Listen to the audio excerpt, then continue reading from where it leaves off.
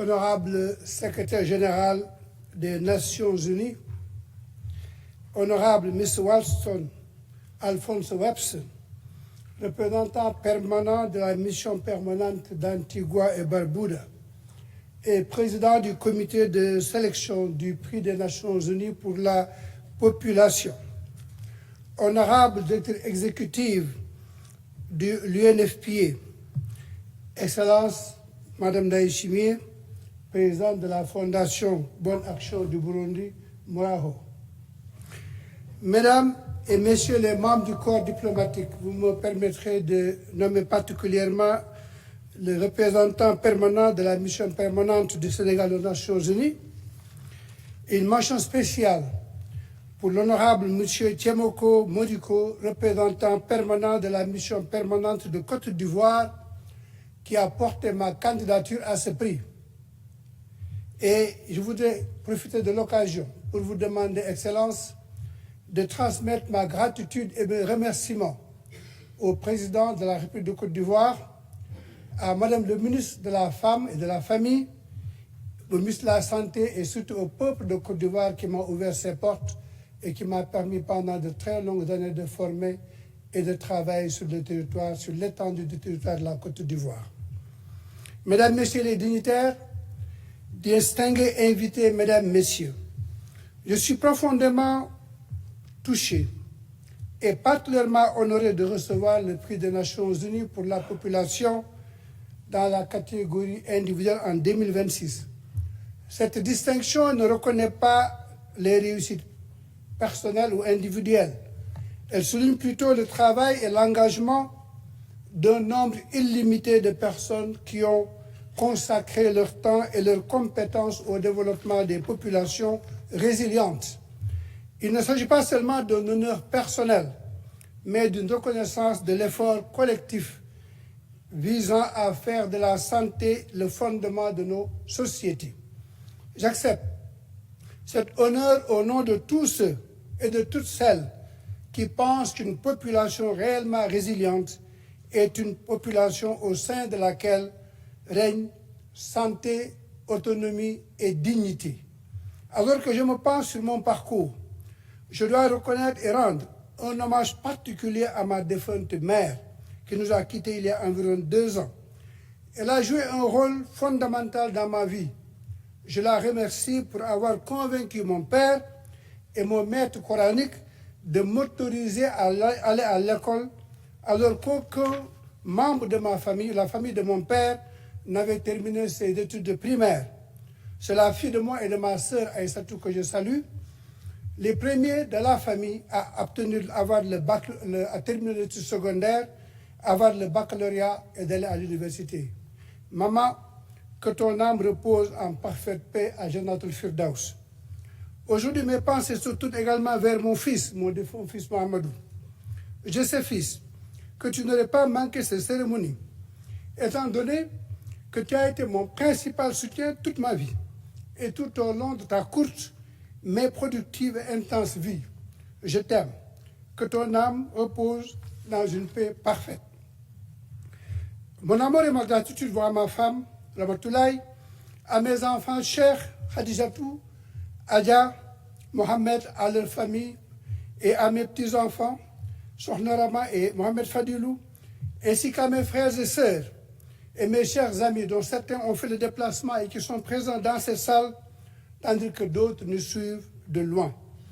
Je remercie également mes enseignants des écoles coraniques primaires et secondaires, ainsi que des universités du Sénégal et d'autres pays où j'ai eu le privilège de poursuivre mes études. La raison pour laquelle j'ai poursuivi des études de médecine trouve son origine dans une tragédie personnelle et familiale. Mon père est mort alors que je n'avais que 11 ans. Ma mère l'a amené à l'hôpital local le matin et le soir, il a été déclaré mort, laissant derrière lui une jeune mère belle, non indépendante, avec 5 enfants dans les bras. Cette expérience m'a appris très tôt que la perte d'une personne dans une famille est un coup dur pour la collectivité.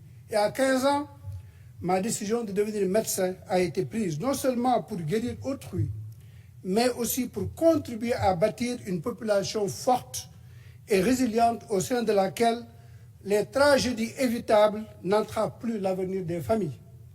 Je tiens également à exprimer ma gratitude à mon père, Elhadj Cheikh Kane, qui nous a couverts de tout son amour et de son soutien au fil des ans. Que son âme repose en parfaite paix à Jannatul Firdaus. Tout au long de ma vie professionnelle, j'ai toujours cherché à être un agent de changement. Cette mission de renforcement de capacités médicales et chirurgicales a débuté chez nous, chez moi, à Dakar, en tant que professeur de chirurgie urologique à la faculté de médecine de l'université Cheikh Anta Diop de Dakar, dont le doyen est représenté dans la salle par la vice-doyenne que je salue. Et en tant que chef de ce fondateur du service d'urologie de l'hôpital Idrissa Pouye, dont l'ancien médecin-chef qui a tout facilité est présent dans la salle, professeur Diop, je vous salue, et qui représente en même temps l'Académie nationale des sciences de la santé et technique du Sénégal, dont je suis membre.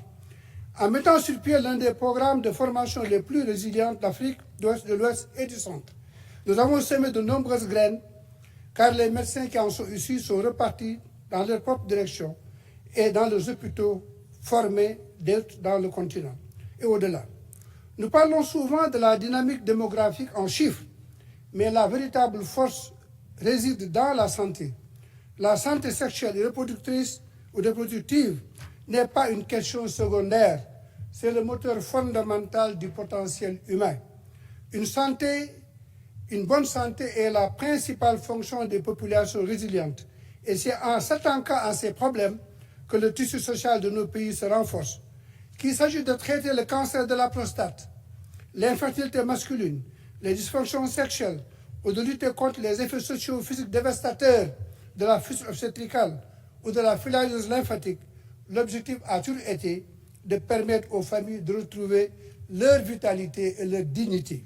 La campagne pour mettre fin à la fistule obstétricale en Afrique a été menée sans relâche et continue d'être menée en collaboration avec de nombreuses organisations et parties prenantes en Afrique et au-delà pour sensibiliser, renforcer les capacités et proposer des traitements chirurgicaux afin de redonner leur dignité à des femmes auparavant négligées, marginalisées socialement, de véritables parias.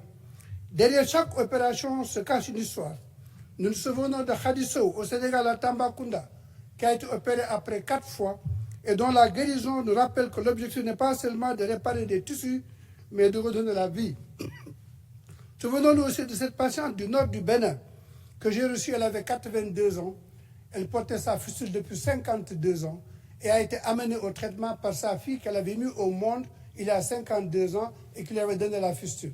Et le fils avait le même âge que moi, donc 52 ans durant lesquels elle a porté la fistule que nous avons soignée et que Dieu a bien voulu guérir au nord du Bénin. Ceci seulement de l'importance claire d'apporter des soins dans les régions les plus reculées. Et enfin, de cette patiente du Tchad, Alima, dont je me souviens très bien, au Tchad, qui, bien que guérie et complètement sèche de sa fistule, a dû faire face à une profonde stigmatisation sociale parce que sa cavité vaginale avait été fermée lors de multiples tentatives de réparation qu'elle avait subies. Elle voulait seulement, comme elle disait, son bahagna bak. Ça veut dire qu'elle voulait qu'on lui réouvre le chemin pour qu'elle puisse avoir des activités sexuelles lui permettant de socialement encore être importante. Et de cette femme que nous avons eu le privilège de soigner en Afrique et en Asie du Sud-Est à reconquérir la vie, voilà la véritable mesure de la réussite. Au-delà de la prise en charge de la fistule, ces efforts se sont étendus à l'aide portée aux populations masculines des zones d'endémie pour lutter contre la filariose lymphatique, facilitant ainsi leur retour à des activités génératrices de revenus. Cet impact se reflète dans des histoires de patients et de patients traités dans beaucoup de pays d'Afrique au sud du Sahara et qui ont bénéficié d'une seconde chance de retrouver la santé et une vie productive. Chacune de ces interventions renforce le tissu économique et social de nos pays. Afin de mieux contribuer à la santé communautaire, le Global Health Institute a été mis en place. Il s'agit de l'ancien IFLU-SF. C'est une organisation à but non lucratif dédiée au renforcement des capacités et à la recherche dans le domaine de la santé, notamment la santé sexuelle et reproductive à l'échelle mondiale. En partenariat constant avec mon grand ami, le Dr Albert Rounès, qui s'est déplacé avec toute sa famille aujourd'hui de Doylestown une unité mobile une unité de santé communautaire a été construite à Yeumbeul et qui continue à servir des populations très desservies, peu servies et déshéritées. Et celle-ci a été nommée en hommage à mon maître et mentor, le professeur Mensa, dont je m'incline devant la mémoire. Ce prix n'est pas seulement un honneur. Il nous rappelle les responsabilités qui nous attendent. Je m'engage à défendre les valeurs représentées par les Nations Unies, les valeurs d'égalité, les valeurs de paix, les valeurs de dignité humaine et de droit pour tous. En soignant la personne, on répare la communauté. En garantissant la santé reproductive, on consolide le fondement même du développement. Lorsque nos populations sont en bonne santé et vivent dans la dignité, elles deviennent les architectes de nations stables, pacifiques et productives. Relevons ensemble le défi de bâtir un tel avenir. Un avenir où chaque vie est valorisée et où chaque nation est résiliente. Et c'est avec cette résolution au cœur que j'accepte avec humilité et gratitude que ce prix. Il me donne de l'énergie nécessaire pour poursuivre ce travail le reste de ma vie et de toujours rendre gracieusement ce que j'ai gratuitement reçu. Je vous remercie.